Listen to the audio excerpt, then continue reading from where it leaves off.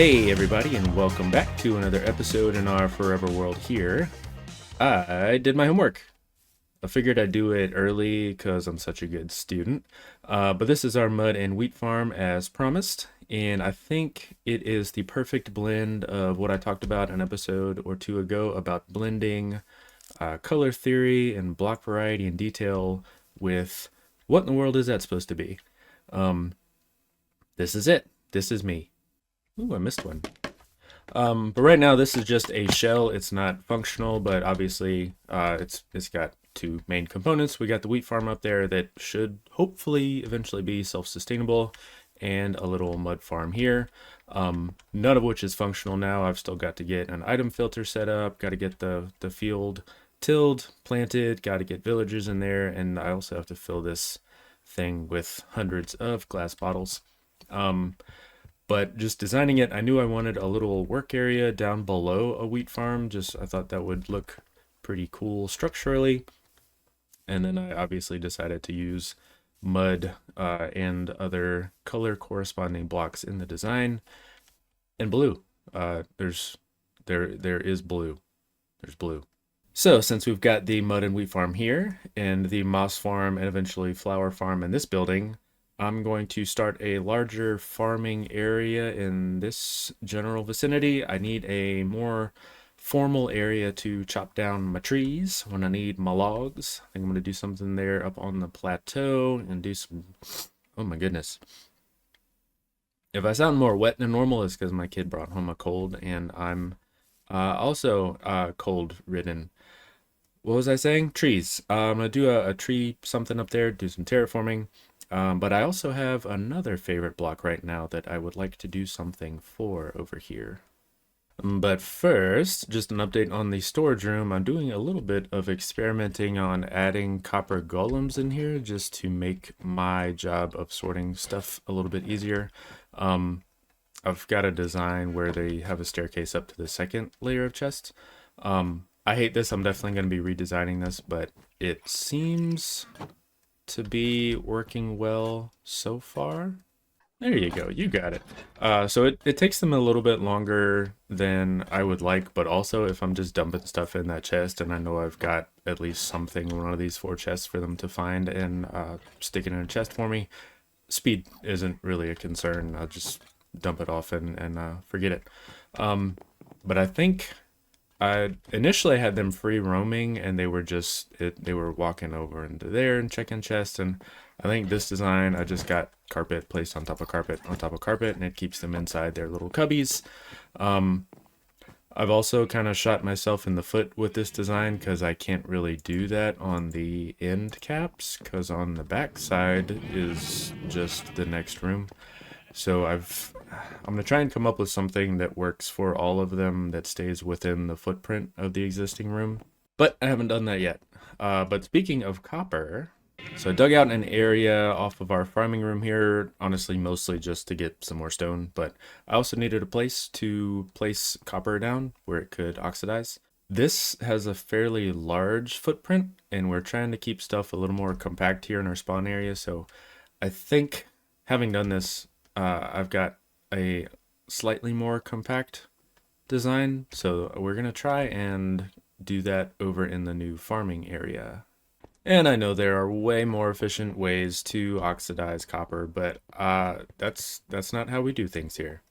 Obviously, if we're trying to save space, we don't want to spread them out on the ground in a 4x4 grid like this. We want to stack them on top of each other. Yeah, kind of like that. Except not up, we're going down. I present to you the copper hole. So the concept is pretty simple. We'll have a stack of copper blocks stacked upwards, well, downwards. I've got to dig that hole. But when it's ready to be harvested, we'll just stand at the top and break it downwards. We'll have some water at the bottom that pushes all of the copper into one side with an item elevator that'll shoot it up to the top. As far as a way to replace the blocks, I'm still working on that. I've got a few ideas, but we'll figure that out before the episode's over. Right now, I gotta dig a hole.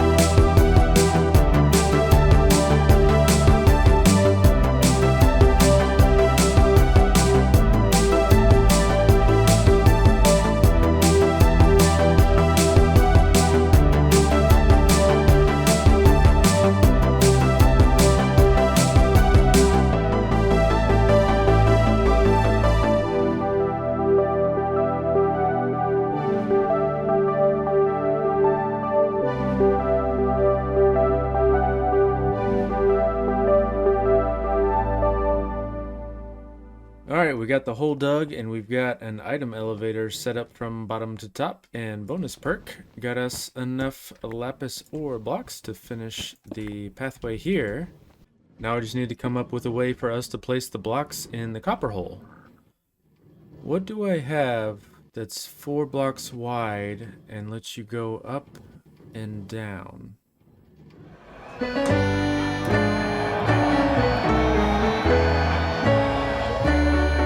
That actually went really quickly. I might take a stack of oxidized copper and use them to mark off the spots. I think we get a little bit faster oxidation if the unoxidized block is next to a fully oxidized block, so that might speed it up. And it'll also make it where I don't even have to count coming up. But it goes really quickly on top of the ghast. Got some funky things going on with the fresh animations resource pack. It hadn't been updated to 1 point whatever we're in right now. We do still need to do some decorating, obviously, but this is functionally complete. Even added in a way to get back up to the top from the bottom, so we can come up the same bubble column as the items. And when we get to the top, we can jump right back into the copper hole. Copper hole. Copper hole. And our last task for today brings us back to our first task for today. This farm needs villagers, and right now, all my extra villagers are in a hole in the ground over there, which is where I am now. You can hear them already. So I just stuck all my extras in a hole. Oh, hello. Didn't mean to disturb. It's not just this 1x1 area. Look, there's a hole. They have beds. They're comfortable. Everything's fine. But I want everything to be here on the up and up. So we're gonna bring them above ground into the light of day and build them a little mini village here. It'll still be a breeder, but they'll have houses and things to do, and well, that's pretty much it. But they'll be up out of a hole, because I'm a good guy. I'm a good guy, right? So this is probably going to end up being a temporary build, and it's just for villagers. I already built them a boat. So we're going to use something that I already have a lot of, which is dirt. It's going to be an eco community. Very sustainable, very dirt. Very dirt. And I haven't pre-planned anything in creative, so I'm just going to stumble my way through this and see what happens. So this is what we've got so far. We've got a big open courtyard here in the middle, and then we'll have 4 houses, air quote houses, on each side. But I bet you're wondering to yourself, BK, how is this big lump of dirt an upgrade to a hole in the ground? O ye of little faith. We gotta detail it first. So from the outside, it's no Biltmore estate, but we go inside. I think it's kind of cozy. And it wasn't resource intensive at all to build. I think it was 1 stack of spruce logs, 2 stacks of moss, and then 3 or 4 stacks of dirt. And that's pretty much it. And I think you will agree that this is a stark improvement over that. I hope they agree too. Whether they do or not, I don't really care. I feel better about myself, and at the end of the day, obviously, that's all that matters.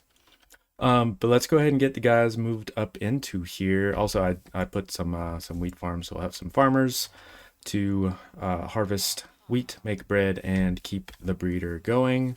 And we've got some big boys in gray patrolling the grounds outside, so hopefully, despite being outside in the open air, they'll still be plenty protected. Gentlemen, right this way. That's right. In you go. Come on. Come on, you dum-dums. Alright, everybody is in, and I forgot to show the interiors. It's not much of one, but it has been done. Got some beds, some bookshelves that I traded with our librarians for, some carpet, lantern, nice and comfy, cozy. But I think this will do the trick. So now we've got to figure out how to get some of these guys over there. And since it's already worked once today, oh boy. Oh, yep. Yep, it's working, I think. Pilot to ground control, we are coming in for a landing.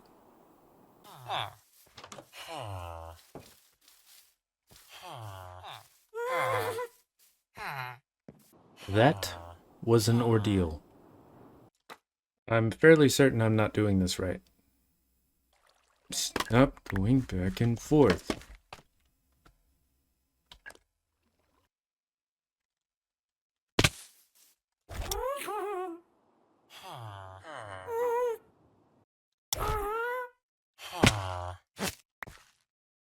All right.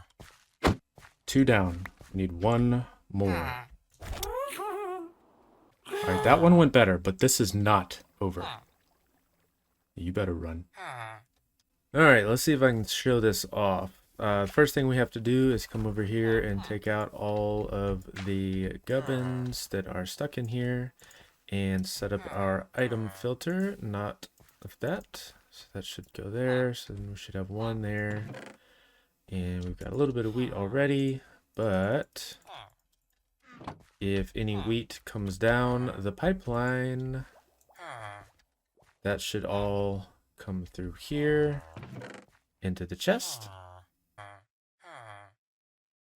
Perfect. And then anything else like seeds or bone meal, when they go through the system, we get a fun little chime, and they get shot back up top and spit out here for the villagers to pick up and keep their inventories full. Okay, I don't know why you were inside the floor there. That chime might get annoying over time, but I thought it would be fun. I've liked adding things that make noise in our world here. We got the bell hooked up to the bamboo harvesting thing. Harvester. Yeah. So yeah, this is just along those same lines. If I hate it, I can just remove it. It's just that. Oh, and the mud farm. I got that full. Do I have any dirt? Of course not. Any dirt here? No, I did try it out, so I know it works. But I'll show that. So we got some dirt.